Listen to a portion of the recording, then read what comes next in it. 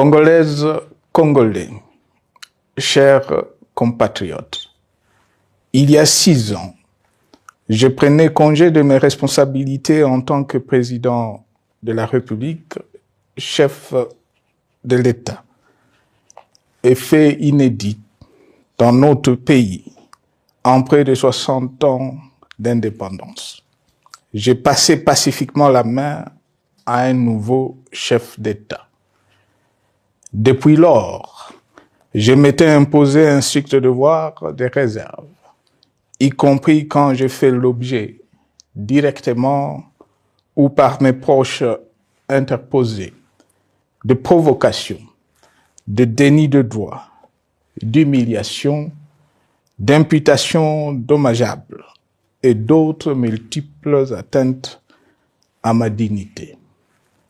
D'abord, parce que je suis convaincu que le temps est le meilleur allié de la vérité, un antidote lent mais puissant contre le venin du mensonge et de la délation. Mais aussi et surtout, parce qu'agir autrement aurait fait le jeu de ceux qui, par cette campagne odieuse, cherchaient à détourner l'attention de notre peuple de leur incapacité, aujourd'hui avérée, à répondre à ses attentes et aspirations. J'ai enfin décidé de briser ce long silence, de sortir de ma réserve et de m'adresser à vous parce que l'enjeu est de taille. Il est même existentiel. Non pas pour ma famille politique ou biologique, moins encore pour ma modeste personne, mais plutôt pour la nation congolaise et pour l'avenir de notre cher et beau pays. J'ai décidé de briser le silence parce qu'au vu de la situation que traverse notre pays, continuer à me taire m'aurait rendu poursuivable devant le tribunal de l'histoire pour non-assistance à plus de 100 millions de compatriotes en danger. Je saisis cette opportunité pour partager avec vous mes réflexions et participer ainsi à la recherche de la solution à la crise que traverse notre pays, la République démocratique du Congo, terre de nos ancêtres, car il est gravement malade et son pronostic vital engagé. Mieux que quiconque, vous en êtes conscient, car vous en faites quotidiennement les frais dans votre chair et vous en payez le prix. Mes chers compatriotes, vu l'importance stratégique de notre pays et le rôle qu'il est appelé à jouer, j'avais, de l'avènement au pouvoir du chef de l'État actuel, conclu avec lui un accord donnant naissance à la coalition entre nos forces politiques respectives. À propos de cet accord, beaucoup de contre-vérités ont été dites, y compris, fort malheureusement, par celui qui est censé connaître la vérité, parce qu'en étant l'un de 2 principaux signataires. En attendant qu'au moment opportun, la vérité soit rétablie, preuve irréfutable à l'appui, permettez-moi pour l'instant d'affirmer qu'en ce qui me concerne, la conclusion de cet accord n'avait pour seule motivation que l'intérêt supérieur de la nation.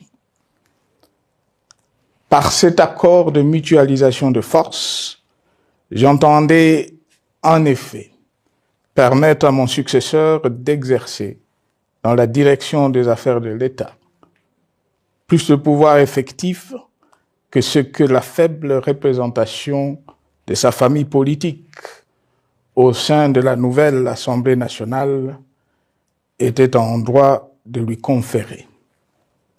Je voulais par ailleurs faciliter le fonctionnement harmonieux des institutions et éviter à la nation, comme à notre jeune démocratie, d'éventuelles crises politiques qui leur auraient été fatales. Cette première alternance pacifique et civilisée à la tête du pays avait suscité d'autant plus d'espoir qu'en janvier 2019, notre pays s'est trouvé en bien meilleur état qu'au moment de ma propre accession à la magistrature suprême en janvier 2001. Alors que j'avais trouvé un pays au bord de l'implosion, miné par une longue dictature et des guerres, sans institutions républicaines, économiquement en faillite et socialement déchiré. Bref, un pays dont l'incertitude des lendemains menaçait la stabilité de toute la région. Le 24 janvier 2019, j'avais en effet légué un bien meilleur héritage à mon successeur, à savoir un pays réunifié, largement pacifié et dont les limites territoriales correspondaient exactement à celles qu'elles étaient au 30 juin 1960. Une nation reconstituée, réconciliée et fière de sa diversité. Un État doté d'une constitution progressiste et des institutions fonctionnant harmonieusement. Une économie dynamique et résiliente et débarrassée du fardeau de la dette hérité de régimes antérieurs, du fait de multiples réformes structurelles engagées.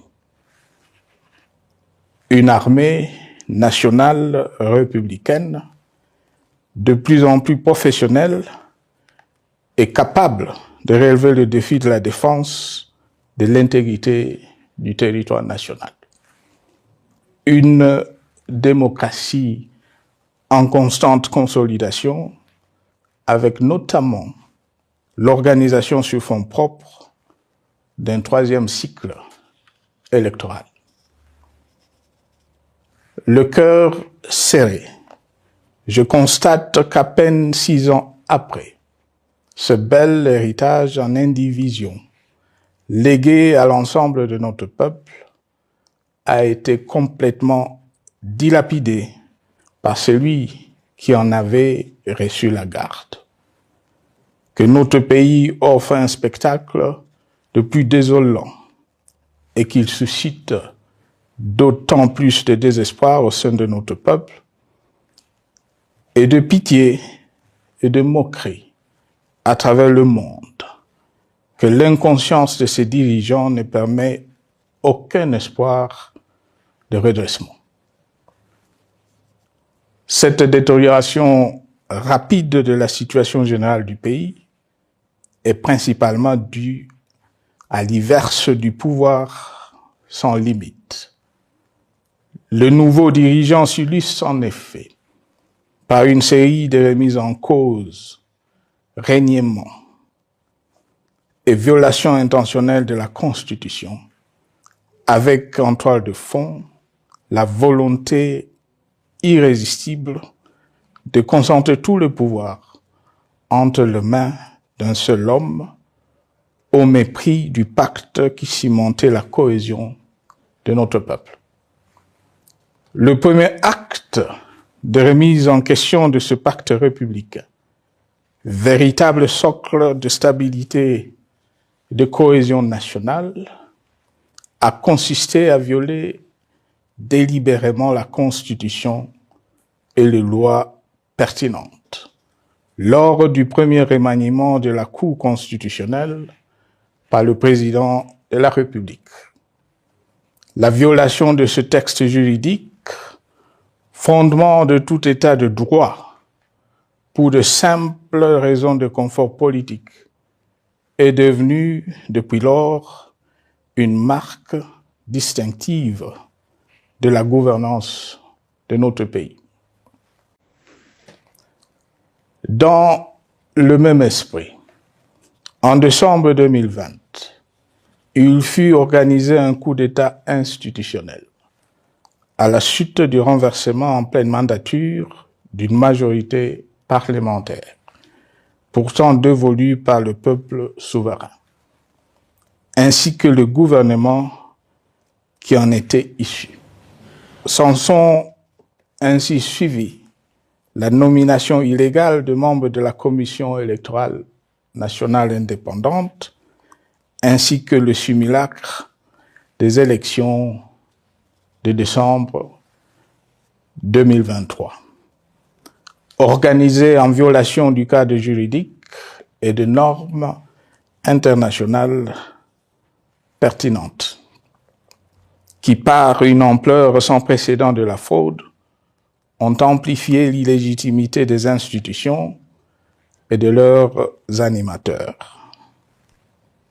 Le coup de grâce a été donné par l'annonce du projet de changement de la Constitution, un projet dont la réalisation liquiderait totalement le consensus national de Sun City. Les conséquences négatives de cette gouvernance non orthodoxe sont pour le moins stupéfiantes. Le pays est ainsi devenu un espace de non-droit. La République a cessé d'être démocratique et la volonté du chef de l'État tient désormais lieu de loi suprême, supplantant la Constitution et les lois.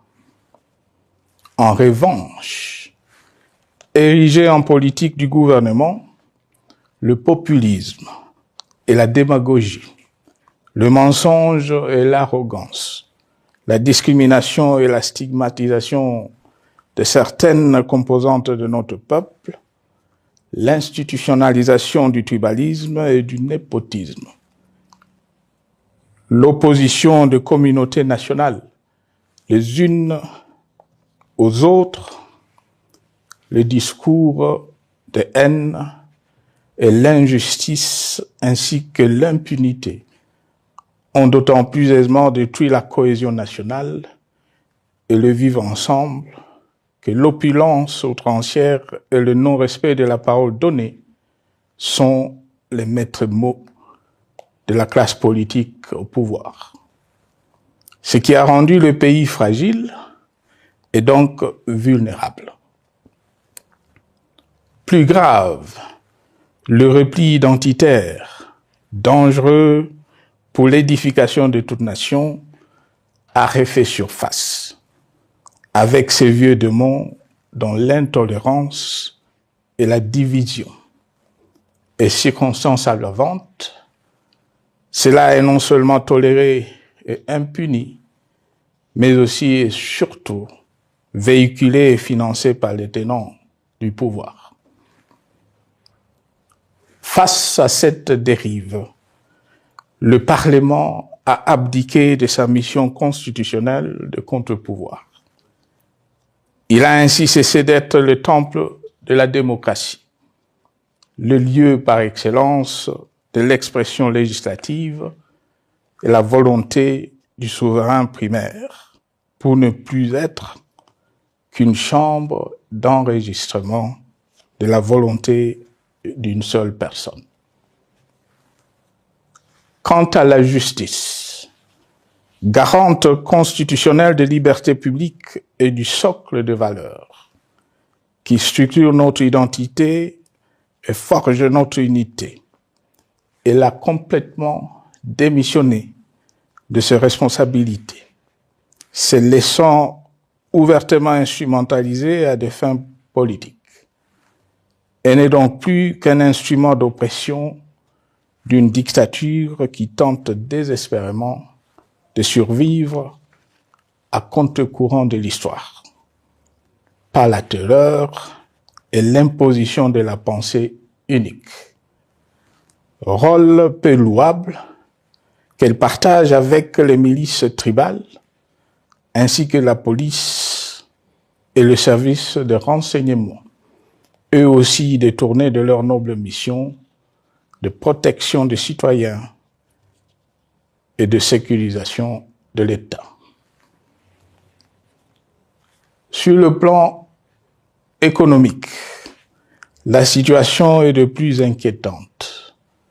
Malgré l'augmentation des recettes publiques, essentiellement due à l'arrivée à maturité de toutes les réformes courageusement votées de 2002 à 2018, notamment le nouveau code minier, forestier, des hydrocarbures, des assurances et de la sous-traitance, et un niveau d'aide financière accru de la part des institutions de Bretton Woods.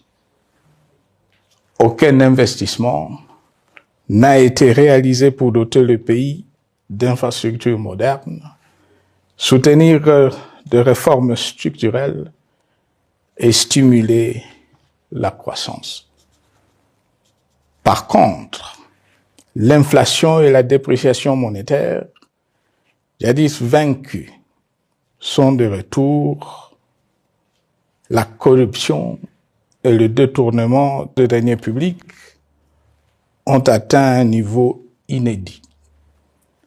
Et l'endettement public que nous avions maîtrisé de 2010 a de nouveau grimpé en flèche, dépassant la barre des 10 milliards de dollars et suscitant des inquiétudes légitimes quant à la solvabilité à moyen et long terme du pays.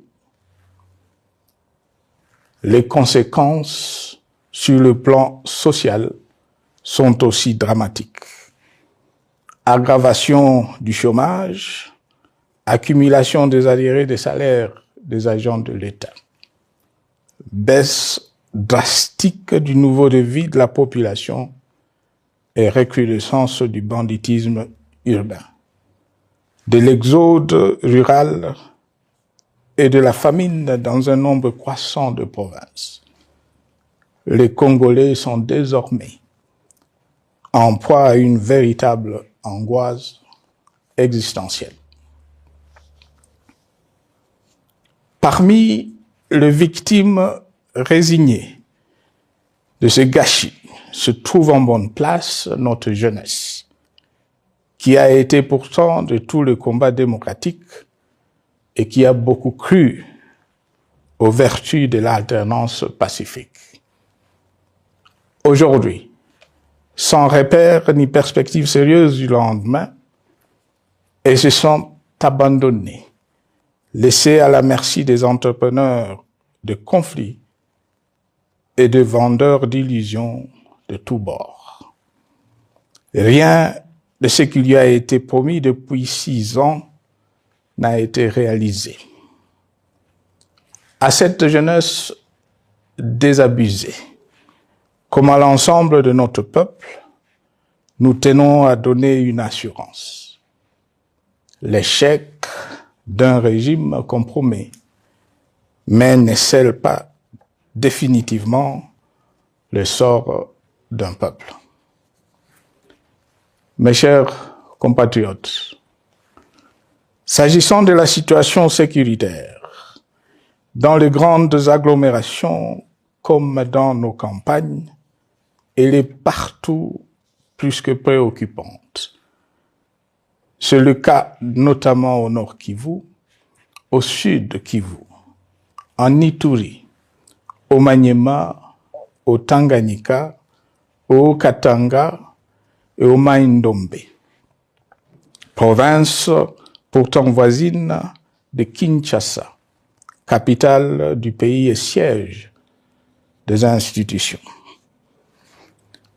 Le sang de nos compatriotes civils et militaires, valeureux officiers et soldats des rangs, mais aussi députés, éminents membres de la société civile ou de partis politiques, a ainsi abondamment et gratuitement coulé. D'un terrorisme d'État pratiqué dans un seul et unique dessein, l'abus du pouvoir pour le pouvoir. C'est le cas, entre autres, des sang de plusieurs centaines de détenus du centre pénitentiaire de rééducation de Makala, sauvagement abattus dans la nuit du 1er au 2 septembre 2024, victimes sans défense d'un crime incontestable contre l'humanité, à ce jour resté impuni. Il en est de même de membres de la secte mystico-religieuse Wazalendo de Goma, de jeunes de la Junafek à Lubumbashi et du massacre des adeptes de l'église Mbidi à Kilwa. Cette déliquescence de la situation sécuritaire est due à la mauvaise gouvernance du pays, qui dans ces secteurs est aujourd'hui caractérisée par une formation militaire bâclée, des recrutements et mises en place ethniquement motivés, ainsi que par l'emprisonnement sans jugement, aussi bien de plusieurs militaires et officiers de haut rang que des agents de l'ordre et de sécurité, majoritairement swahiliphones. Bien plus, à l'armée nationale, bouclier de la nation, instrument de préservation de l'indépendance nationale et de l'intégrité territoriale, il a été substitué de bandes de mercenaires, de groupes armés, de milices tribales et de forces armées étrangères, qui ont non seulement montré leurs limites, mais aussi enfoncé le pays dans un chaos indescriptible. L'État a ainsi perdu le monopole de la violence légitime en sous-traitant aux groupes armés, autrefois maîtrisés, le maintien de l'ordre public et de la tranquillité nationale. Et comme si cela ne suffisait pas, l'armée nationale est vilipendée, conspuée et tournée en dérision par les autorités qui n'assument jamais rien, alors qu'elles sont censées veiller à sa consolidation et à sa respectabilité. Pour les avoir formés, commandés et conduits au front, je connais nos soldats, boucs émissaires aujourd'hui de toutes les contre-performances enregistrées sur les champs de bataille. Ils ne sont pourtant pas intrinsèquement moins bons, moins nationalistes et moins loyaux. Ce qui a changé entre-temps, c'est la qualité du commandement et de leur prise en charge. Au niveau régional, le gouvernement a levé l'option désastreuse de se détourner de deux principaux instruments internationaux qui étaient à la base de l'architecture régionale de paix et de sécurité, laquelle avait permis la stabilité régionale que le président actuel avait trouvée lors de son accession au pouvoir, à savoir le pacte sur la sécurité, la stabilité et le développement dans la région de Grand Lac et l'accord cadre pour la paix, la sécurité et la coopération pour la République démocratique du Congo et la région. Plus grave encore, en faisant de forces négatives, les FDLR, ainsi que des centaines de groupes armés congolais, des supplétifs des forces armées de la République démocratique du Congo, le gouvernement a ouvert la voie à la régionalisation du conflit, avec des conséquences inévitables sur la stabilité de la région. Mes chers compatriotes, alors que sur le plan institutionnel, politique, économique et social, les fondamentaux avaient été établis et que le pays avait été placé sur la rampe de lancement, prêt à décoller. Nous voici, hélas, en un temps record, soit 6 ans, de nouveau à la case de départ. Seul d'un État failli, divisé, désintégré, au bord de l'implosion, inscrit en bonne place au palmarès de pays pauvres, le plus corrompu et très endetté. En atteste tout le rapport tant du Conseil de sécurité des Nations Unies que ceux sur l'indice de développement humain et sur la pauvreté. La crise qui déchire notre pays est donc profonde et multidimensionnelle. Sa solution doit être nécessairement globale. Toute autre approche n'a donc aucune chance de conduire à une paix durable. Bien plus, le Congo est intemporel. Il n'appartient pas à tel ou tel régime politique. Ce dernier étant par définition rotatif et donc passager en démocratie. Il appartient plutôt au peuple congolais dans sa grande diversité. Ce qui est vrai du Congo l'est aussi des immenses ressources du sol et du sous-sol dont il regorge et qui sont essentielles à la croissance et au développement à l'échelle internationale.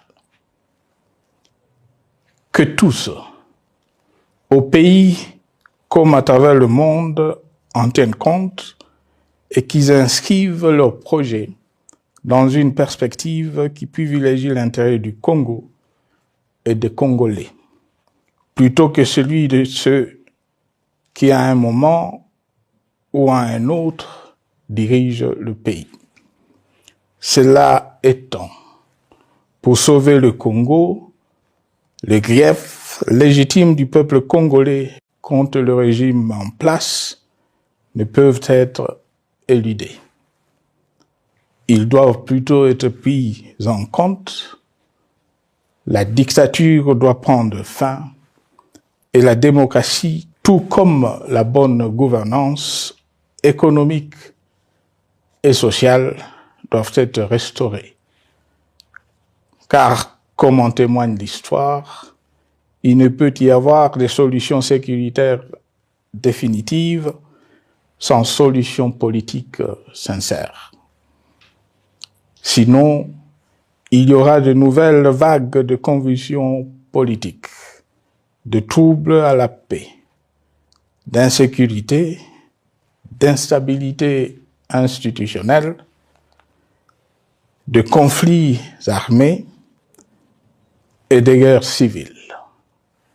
Perspective qu'en toute responsabilité, nous, Congolais, ne pouvons plus nous permettre. Il est dès lors vital que les multiples initiatives de recherche de la paix, Luanda, Nairobi, EAC-SADC, l'Union africaine, Doha et Washington, que nous accueillons favorablement, les considérant comme autant de signes de compassion et de solidarité à notre peuple, soient conscientes de cette exigence. Qu'elles accordent aux Congolais à la fois maîtres de leur destin et premières victimes de cette crise, la place centrale qui leur revient de droit, aussi bien dans le diagnostic du mal dont souffre le pays que dans la prescription du traitement dont il a besoin pour en guérir définitivement. Il convient de noter à ce sujet que le gouvernement de Kinshasa s'est enfin résolu à se mettre autour d'une même table avec l'AFC/M23 depuis plusieurs semaines à Doha, même si, bizarrement, il continue à considérer comme un crime le fait que les autres Congolais se parlent entre eux. C'est le lieu pour moi de saluer la démarche des évêques de la CENCO et de l'ECC, qui a le mérite de n'exclure du débat aucun sujet, ni aucun de nos compatriotes. Sans être parfaite, cette initiative conjointe des Églises mérite le soutien et, si nécessaire, des enrichissements de la part de notre peuple. Mes chers compatriotes, une fois n'étant pas coutume, il convient de dénoncer la falsification de l'histoire par ceux dont le jeu pervers dans l'opposition naguère, comme aujourd'hui au pouvoir, a consisté et consiste encore à calomnier, à diffamer, à diaboliser et à diviser pour gagner et régner, à se défausser sur les autres pour justifier leur contre-performance, quelles qu'en soient les conséquences sur la cohésion nationale ou en termes de vies humaines injustement brisées ou perdues. Une preuve, s'il en fallait encore, vient de nous en être donnée une fois de plus. Il y a quelques jours, en effet, suite à une simple rumeur de la rue ou des réseaux sociaux sur ma prétendue présence à Goma, où je veux me rendre dans le prochain jour, comme annoncé par ailleurs, le régime en place à Kinshasa a pris des décisions arbitraires, avec une légèreté déconcertante qui témoigne du recul spectaculaire de la démocratie. Mieux que quiconque, vous savez que pour moi, le Congo est la priorité absolue, que sa souveraineté et son intégrité territoriale ne sont pas négociables, que mon engagement pour la démocratie, la cohésion nationale, la paix et la stabilité n'est pas un slogan creux, et que le respect de la Constitution et des lois du pays, autant que celui de la parole donnée, sont sacrés. Militaire, j'ai juré de défendre la patrie jusqu'au sacrifice suprême. Hier au pouvoir, aujourd'hui en dehors du pouvoir, je demeure plus que jamais fidèle à ce serment. En ce moment où le pays est de nouveau divisé, appelé par le destin, j'ai le devoir d'œuvrer à la recherche de la paix et de contribuer à la reconstruction de notre pays qui se meurt. C'est dans cet esprit que j'ai choisi ce moment pour exprimer ma sympathie à l'endroit de toutes les victimes du conflit en cours, de réconforter et marquer ma solidarité avec la population de la partie orientale. Vous, qui êtes abandonnés par le pouvoir central, qui semble avoir pris le parti de vous punir, entre autres, en déconnectant les institutions financières du réseau bancaire national et en restreignant le mouvement de personnes et de biens. Ces décisions et bien d'autres vous asphyxient et rendent votre vie plus précaire que jamais. J'en appelle aux uns et aux autres, en particulier au gouvernement, d'humaniser les conditions de vie de nos compatriotes de cette partie du territoire national. Ils ont droit à la vie, à la scolarisation de leurs enfants et aux autres conditions du bien-être. En entendant le rétablissement de l'autorité de l'État sur toute l'étendue du territoire national, j'invite les tenants du pouvoir à protéger la population. De même, l'armée, la justice, les autres structures en charge de l'ordre et de la sécurité doivent être véritablement au service de la population et répondre à ses aspirations. Mes chers compatriotes, de par mon expérience dans des situations similaires, le patriotisme et l'humanisme ont guidé le processus de règlement de conflits et ont porté de fruits dans le passé, aussi bien sur les champs de bataille que sur celui des négociations ou du dialogue. Notre pays avait été divisé de quasi-moitié pendant quelques années. La sagesse avait alors prévalu. Nous avions recollé le morceau et le pays a survécu dans son unité. C'est ainsi qu'après quelques années de réflexion sur la crise en cours, après avoir consulté des chefs d'État et des anciens chefs d'État de la région, ainsi que des acteurs politiques et sociaux, nationaux et étrangers, j'ai fait ce jour une proposition qui engage la nation tout entière à un sursaut patriotique pour un pacte citoyen afin de tirer le pays du gouffre. Le travail hardi qui s'impose à nous portera notamment sur les 12 points suivants. 1. Mettre fin à la dictature, mieux à la tyrannie. 2. Arrêter la guerre. 3. Rétablir l'autorité de l'État sur toute l'étendue du territoire national. 4. Restaurer la démocratie en revenant aux fondamentaux d'un véritable État de droit.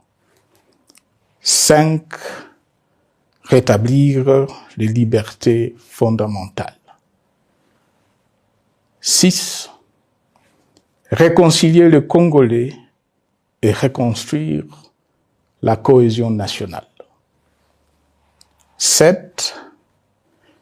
Relancer le développement du pays par la mise en place d'une bonne gouvernance économique, une gestion administrative et financière orthodoxe et une répartition équitable des ressources nationales.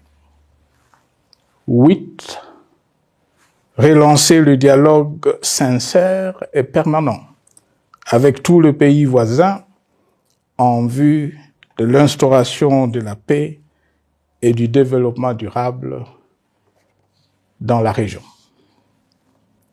9. Rétablir la crédibilité du pays auprès de partenaires au niveau tant régional, continental qu'international. 10. Neutraliser tous les groupes armés nationaux et étrangers et rapatrier ces derniers dans leur pays d'origine. 11. Mettre définitivement fin au recours et à l'utilisation de mercenaires, conformément à la Convention de l'Union africaine sur l'élimination du mercenariat en Afrique du 3 juillet 1977 et à la résolution des Nations Unies du 4 décembre 1989 portant sur la Convention internationale contre le recrutement, l'utilisation, le financement et l'instruction de mercenaires et rapatrier sans condition ceux qui sont déjà déployés sur le sol congolais. 12. Ordonner le retrait sans délai de toutes les troupes étrangères du territoire national. À ce sujet, je salue la décision sage des pays de la SADC de retirer les troupes de la SAMI DRC de notre pays. Vu l'immensité de la tâche ainsi décrite, je lance un appel solennel à tous les Congolais, sans distinction de sexe, d'ethnie, d'âge, de classe sociale, de zone géographique ou d'appartenance politique, qui aiment passionnément le Congo, qui sont prêts à tous les sacrifices, qui adhèrent sans réserve au pacte républicain de Sun City et qui tiennent au respect de la Constitution du 18 février 2006, à se dire autour de ces objectifs. Il s'agit de la refondation de l'État et de l'édification d'un pays qui a perdu ses repères. Mobilisons-nous et mettons à profit tous les moyens à notre disposition pour restaurer l'unité nationale, sauver le Congo et préserver son indépendance. Car l'Afrique et le monde nous regardent. Mes chers compatriotes, le Congo vaut mieux que la caricature qu'en donnent ses dirigeants actuels. Le Congo mérite mieux que cette politique extérieure faite de jérémiades et de mendicité. J'ai donc la ferme conviction que le peuple congolais est capable, aujourd'hui comme en 1960, de vaincre le démon de la division, qu'il est capable aujourd'hui, comme au cours de la décennie 90, de vaincre la tyrannie et la tentation du pouvoir absolu. Qu'il est capable aujourd'hui, comme en 2003, de prendre le dessus sur ce qui nous divise et de mettre fin à la violence armée qui oppose ses enfants. Pour y parvenir, chacun doit jouer sa partition. Je m'engage à jouer la mienne.